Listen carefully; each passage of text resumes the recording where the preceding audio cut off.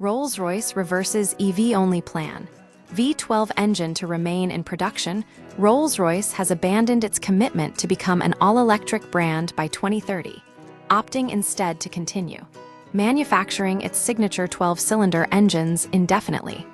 The shift comes amid slowing electric vehicle (EV) demand and evolving regulatory landscapes, changing course on electrification just 2 years after unveiling the Spectre, its first EV, and vowing to phase out combustion engines by the end of the decade. Rolls-Royce is now prioritizing flexibility.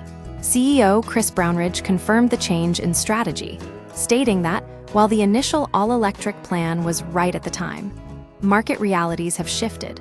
The decision reflects a broader trend within the automotive industry, where initial aggressive EV targets are being recalibrated in response to consumer behavior and technological limitations.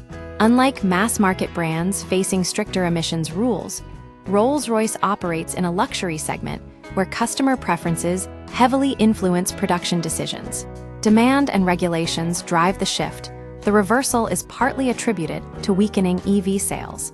While the Spectre saw strong initial demand in 2023, sales plummeted by 47% in 2025, with only 1,002 units sold. This contrasts with the continued appeal of traditional Rolls-Royce models. The Ghost, for example, sold 993 units in the same period. Relaxed emissions standards also play a role. BMW Group, Rolls-Royce's parent company, has confirmed it can meet future Euro 7 regulations by updating existing combustion engine technology rather than eliminating it altogether.